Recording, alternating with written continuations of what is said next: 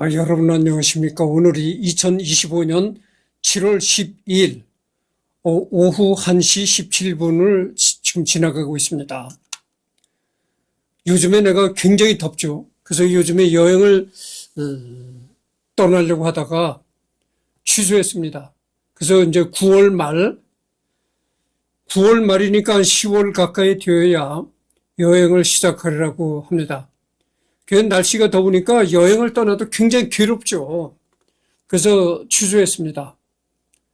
그래서 이제 7월달, 8월달은 여행이 없고 9월달도 이제 10월이 가까워오는 그런 시점이 돼야 여행을 시작하겠다, 이런 말씀을 드립니다. 그리고 내가 요즘에 그러니까 여행도 안 떠나고 하니까 뭘 하겠어요. 주말에는 이제 유튜브나 하고 이렇게 이제 틈틈이 시간 나는 대로 조금씩 이거를 읽어 나가는데, 김용옥 교수가 쓴 도마복음이라는 이런 책을 조금씩 이제 리딩을 해 나갑니다. 그래서 이거를 읽고 내가 무슨 느낌을 받았냐면은, 이 도마복음이 그래요. 예수 가라사대라는 건 뭐냐면은 예수가 말씀하셨다, 이런 얘기거든요.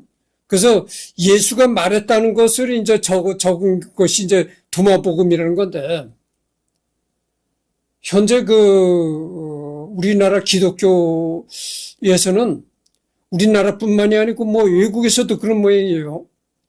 이 도마복음은 그러니까 정식 성경으로 이해를 취급을 안 합니다. 그러니까 도마복음이라는 것은 정식 기독교의 경전으로선 취급을 안 하는 그런 게 있습니다. 그러니까 목사나 이런 사람들은 그 도마복음이라는 것 자체를 입에 이렇게 담으려고 하지 않죠. 근데 내가 이걸 읽어보고 어떤 느낌을 가졌냐면은, 불교 경전에 보면은, 불교 경전에 쌍유따니 까야, 무슨 까야 하는 그런 그 까야라는 게 뭐냐. 쌍유따니 까야 이런 것이 산스크리트어로 쓰여져 있는 거거든요. 그래서 그 발음이 산스크리트어 발음이라서 이제 무슨 까야 이런 되는 겁니다. 그래서 초기 불교 경전을 연상케 한다, 이런 느낌을 받았어요. 쌍유따니까야 이런 책을 들춰보면 이렇게 나옵니다. 여시함은 나는 이렇게 들었다. 그러니까 나는 부처님한테 이런 말을 들었다 해서 이 기록해 나가는 게 있거든요. 그래서 쌍유따니까야 이런 걸 들춰보면 첫머리에 이런 얘기가 나옵니다. 여시함은 나는 이렇게 들었다 하고서 부처님이 했던 얘기가 나오고 그러는데, 이거는 이제 예수 가라사대. 그렇고. 그래서 이제, 이거를 좀 더, 천천히, 시간을 천천히 이제 조금씩 읽어 나가도록 합니다. 그래서 이번 시간은 여기라 차례죠. 영화 적벽대전. 영화 적벽대전 2에서 조조는 리더십이 뛰어난 지도자로 설명된다. 전염병으로 지친 군인들을 위로하여 전쟁에서의 승리 의지를 갖게 한다. 또한 문학에 뛰어나서 조조의 시를 들은 사람들은 모두 감동하였다.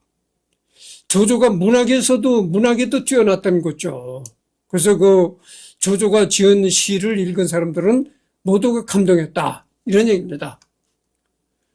그 다음에 당대의 평가. 동시대 사람들 중 유명한 두 사람은 조조를 긍정적으로 평가했다. 그러니까 조조가 살았던 그 시대에 두 사람이 있었는데,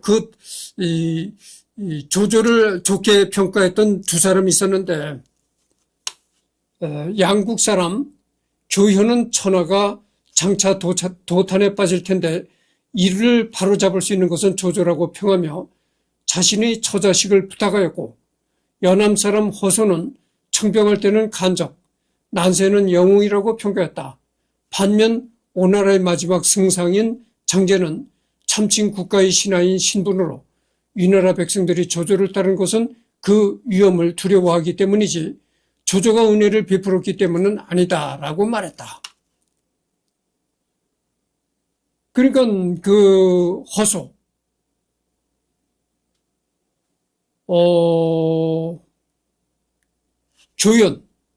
교연이라는 사람과 허소라는 사람은 이제 그 아주 조조가 난세의 영웅이라고 이렇게 높이 이렇게 조조를 띄웠다는 거죠. 그와 반면에 장제라는 사람은 아주 조조가를 깎아내렸다 이런 얘기죠.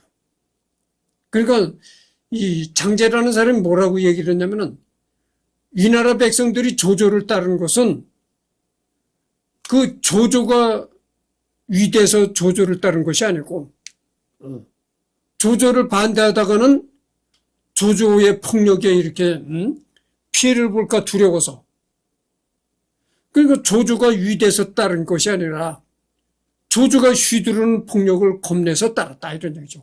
공포 정치에 겁을 내서 따랐다 이런 얘기죠. 그러니까 북한의 김정은, 김일성 일가를 따르는 것이 그 사람들이 위대해서 따른 것이라기보다는 공포 정치를 하기 때문에도 따른다. 뭐 이런 얘기와 일맥상통한 얘기가 되겠죠. 일반 민중의 경우 형주 피난민이나 후대 성력의 평가, 쇠설 신호 등에 기록된 조조에 대한 부정적인 설화 등으로 조조에 대한 평가가 매우 나빴음을 확인할 수 있으며 이는 조조의 학살과 가혹한 통치 때문으로 추정된다. 조조가 뛰어난 점도 있었지만 내가 전번 시간에도 얘기를 했잖아요. 조조가 상당히 악독한 면이 있었다 이런 얘기를 했잖아요. 악독한 정치를 했다. 진수의 평가, 평한다. 한나라 말 천하의 대란이 일어 영웅 호걸들이 아울러 봉기하니 원소가 사주에서 고시함에 강성하여 대적할 자가 없었으나 태조가 주략과 지모를 내어 운해했다. 신불해와 상항의 법수를 취하고 한신과 백기의 기책을 갖췄고 관직은 재능에 따라 수여하되 각각 그 그릇에 맡겨 섰으며 사사로운 감정을 억제하고 냉정한 계산에 임해 옛 허물을 염두에 두지 않았다. 마침내 황기를 능히 총람하고 홍업을 이루어낸 것은 그의 밝은 지략이 가장 뛰어났기 때문이니 가히 비상한 인물로 초세지골이라 이를 만하다.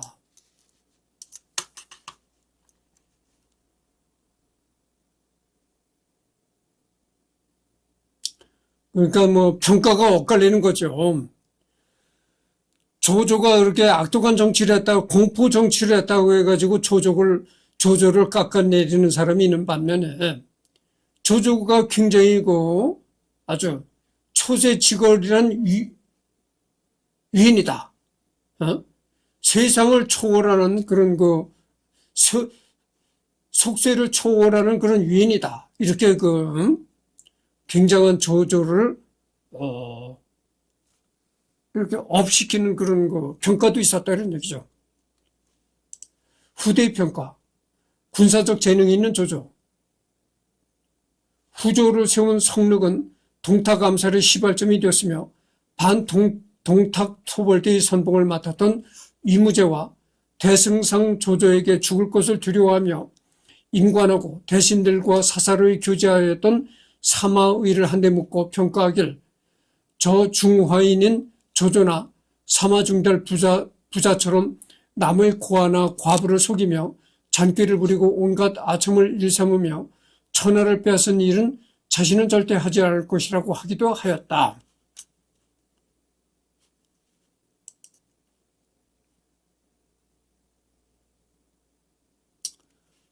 신이자 정치가였던 두목은 조공은 손무의 병법 13편에 주석을 달아 후세에 전했다고 하면서 조조의 군사적 재능을 칭찬했다. 조조 혁신론, 중국의 마오쩌둥은 조조를 간신이라고 하는 것은 봉건 전통관념이 만들어낸 것으로 반동 사족들이 봉건 정통을 유지 보호하는 것이었다. 이를 바로 잡아야 한다라고 하면서 조조의 복권을 말한 바 있다.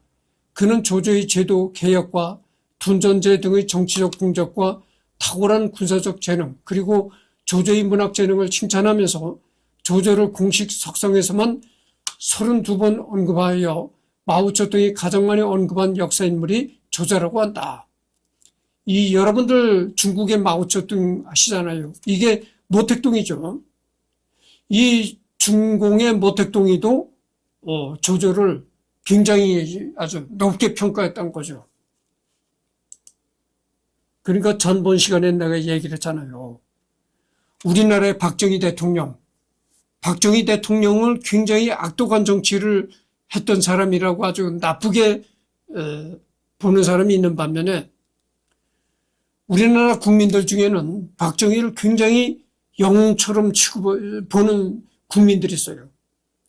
그래서 내가 전번 시간에도 얘기를 했잖아요. 박정희가 굉장히 악독한 정치를 했지만 우리나라 국민들 중에는 박정희를 아주 영웅처럼 생각하는 사람들이 있다. 이런 얘기를 했습니다. 나라와 왕을 섬기지 않은 나라의 동량. 당태종은 제2태조문에서 조조를 평가하고 있다. 위무제는 용맹한 자태를 갖췄고 어려운 시기를 맞아 나라의 동량으로서 이윤 및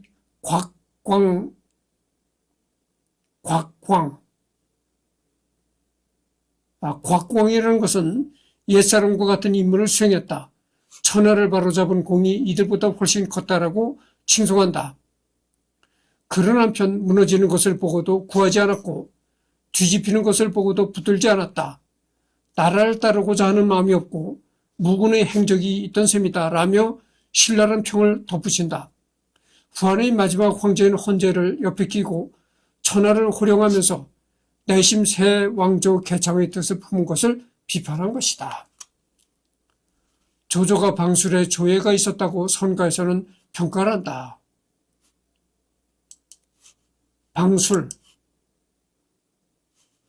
방술이란 자연현상에서 규칙성을 이끌어내고 그러한 규칙에 의해 기륭을 점치거나 불로장생을 추구하는 학문들의 통칭이다. 전근대 동아시아에서 발달하였으며 현상사회의 관계를 체계적으로 분석하여 탐구한다는 점에서 서양의 과학에 가장 가까운 학문이다.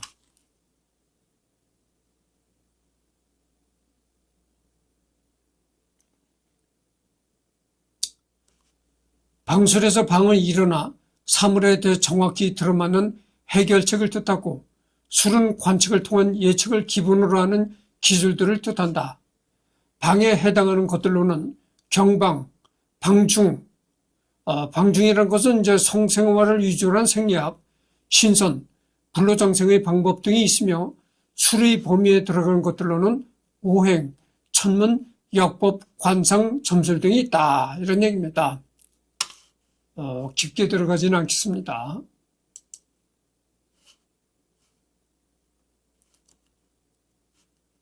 연애의 평가.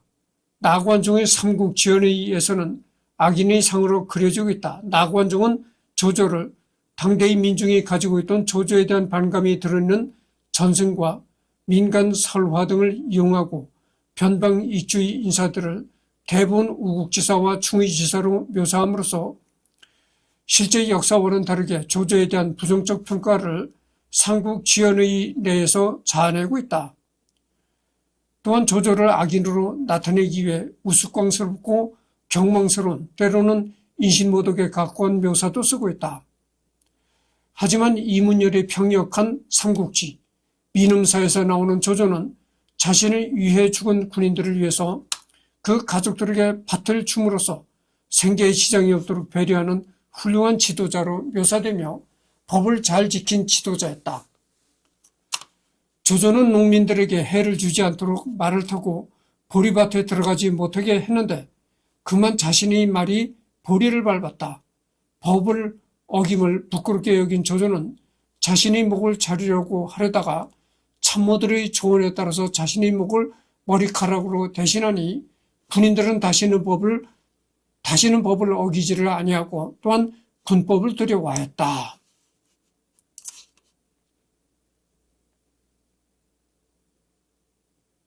그러니까 조조에 대한 평가는 극과 극을 달리는 겁니다. 어떤 사람은 조조가 악독한 정치를 했다고 그래서 굉장히 조조를 나쁘게 보는 사람이 있는 반면에 한편에서는 조조를 또 아주 굉장한 영웅으로 본다 이런 얘기죠.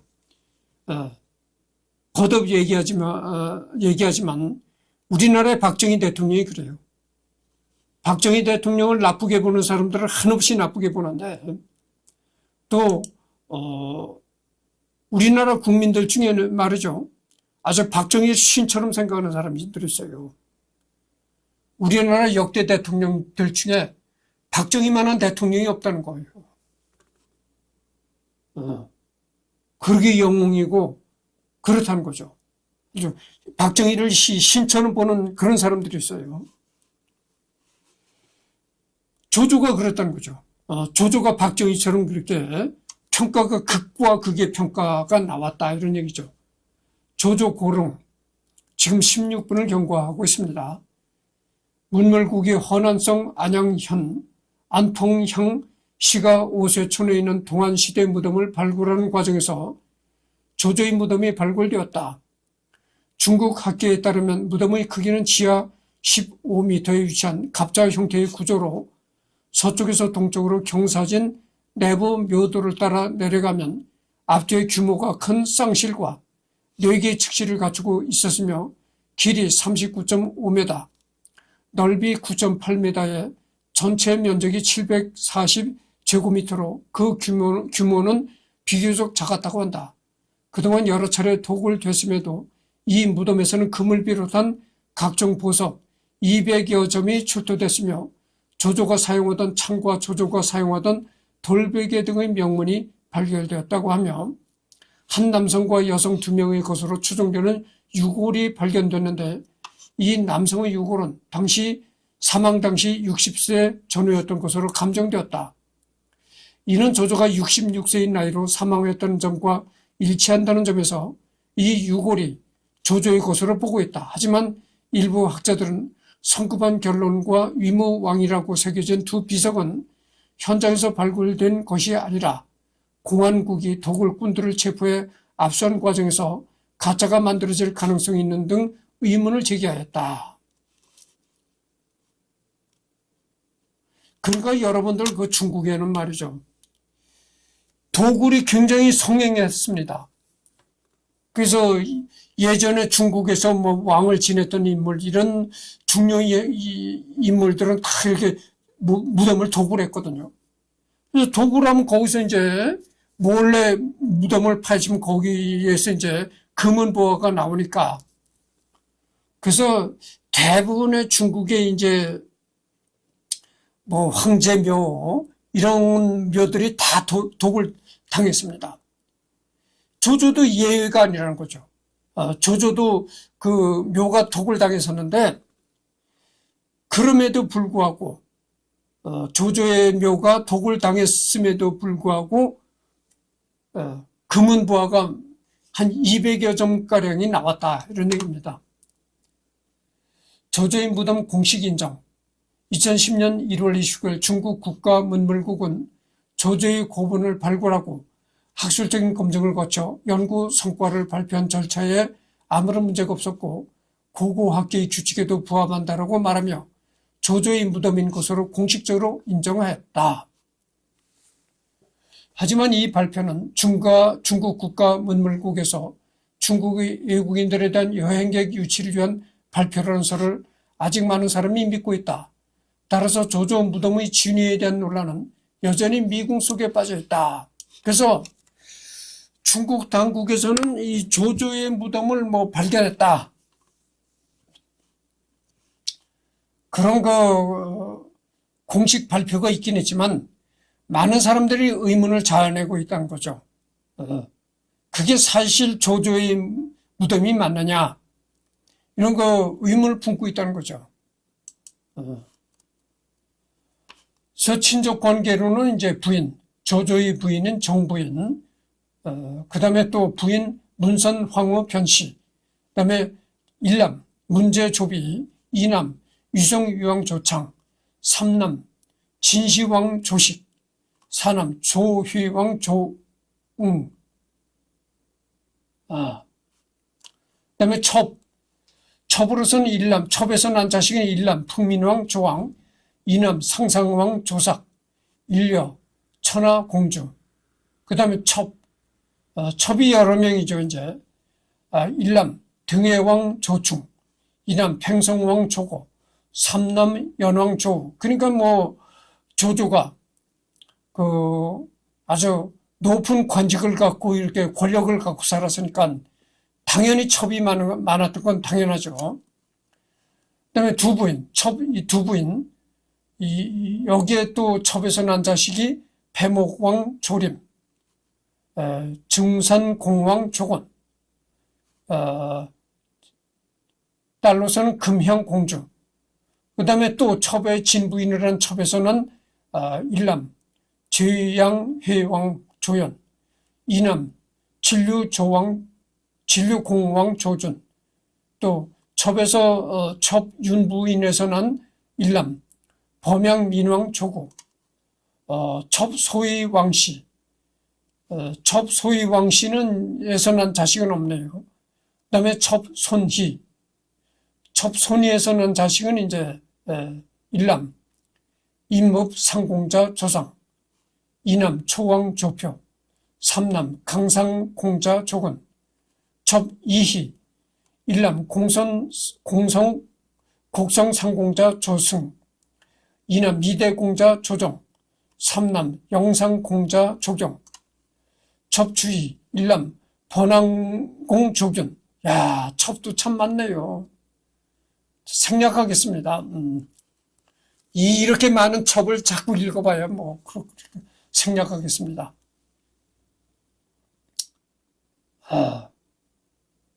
이것도 생략하겠고요. 조조를 섬긴 사람들에는 이제 가후, 고람, 공룡, 곽가, 곽혁, 곽회, 괴월, 누규, 만총, 문빙, 문흠, 방덕, 배잠, 소유, 순옥, 순욱, 순유, 악진, 양수, 양추, 여황, 여상, 염유, 염행, 왕랑, 왕릉, 뭐 이렇게 이것도 생략하도록 하겠습니다. 그래서 하여튼 조조의 그 위키백과는 다 리딩을 했고요. 여기 보면은 이게 나옵니다.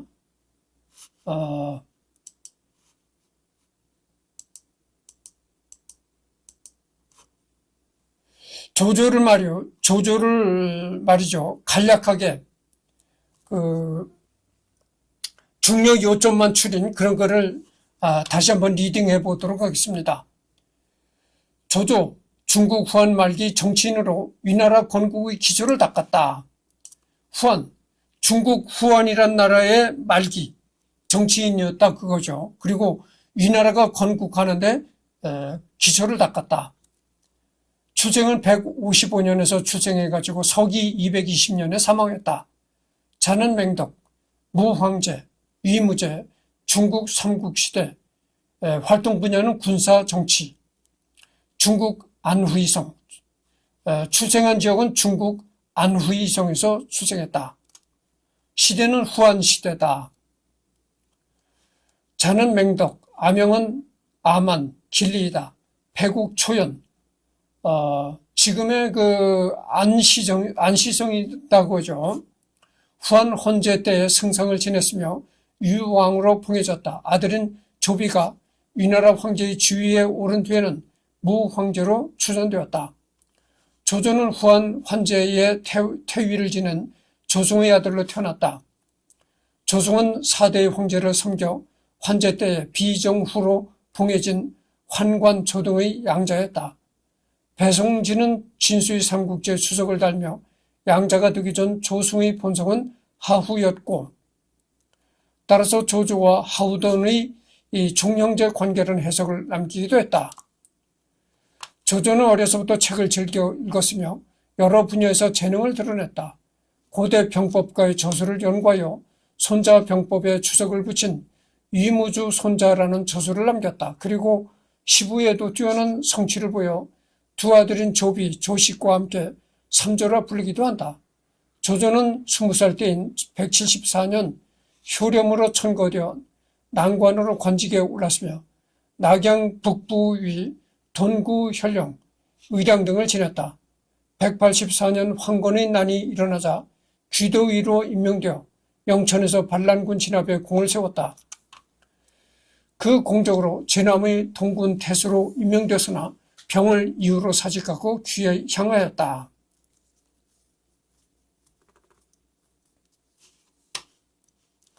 189년 영자가 죽은 뒤 소제를 폐위하고 헌제를 세워 정권을 장악한 동탁이 조조를 효기 교위로 임명했다. 그러나 그는 이를 받아들이지 않고 낙양을 탈출해 고향으로 돌아가 병사를 모았다.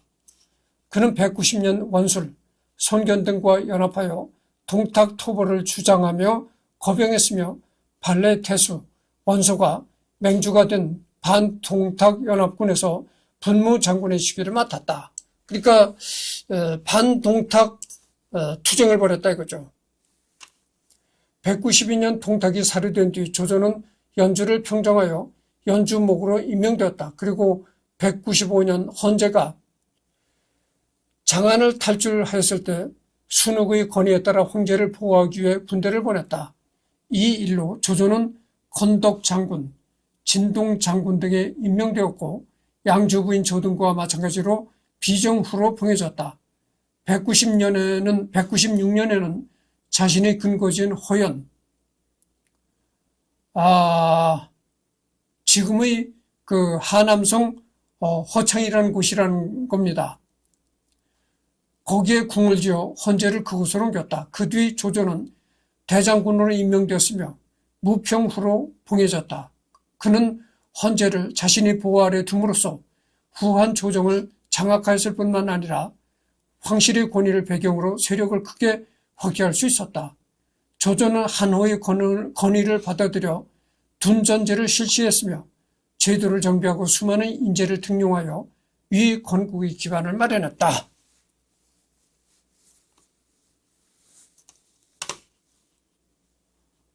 조조는 202년 원소가 죽은 뒤 그의 아들들 사이에 내분이 일어나자 원소의 근거지인 하북지방 공략에 나섰고 207년 중국 북부를 통일하였다. 208년 승상의 지위에 오른 뒤에는 중국 통일을 위한 남정에 나서 형주를 점령하였으나 적벽에서 손곤과 유비 연합군에 패하여 형주의 일부를 도로 내주었다. 그 뒤로도 조조는 여러 차례 관중과 한중 지역을 공략하며 중국 통일을 시도하였으나 번번이 실패했다. 유비가 또 유명하죠. 유비도 언젠가는 내가 하리라고 생각합니다. 213년 조조는 위공으로 봉해졌으며 216년에는 스스로를 유왕으로 봉하고 황제와 마찬가지로 권력과 유세를 행사하였다. 그는 220년 3월 15일에 병으로 낙양에서 죽었는데 죽은 뒤 무왕의 시호를 받았으며 4월 11일에 업성의 고릉에 묻혔다. 조조가 죽자 그의 아들 조비가 위왕 지위를 계승했다. 이후 조비는 헌제에게 선양을 받아 위나라 황제가 되었으며 조조는 무황제로 추존되고 태조라는 묘호를 받았다. 이게 이제 조조의 가계도입니다.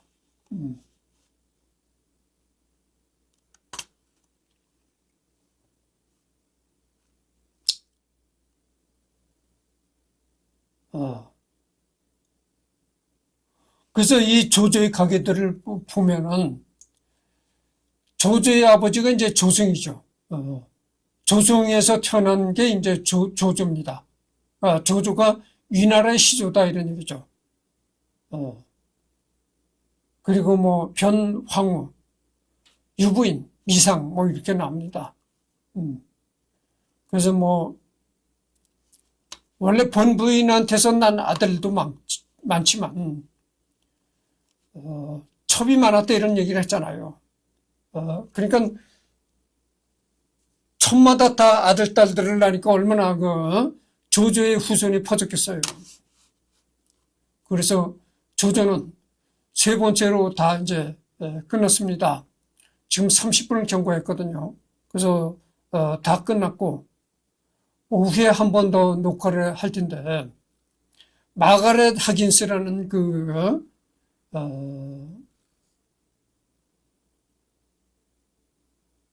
종전 기자, 종전? 하여튼 그 전쟁터에서 기자 노릇을 했던 그런 여자에 대해서 얘기를 하도록 하겠습니다.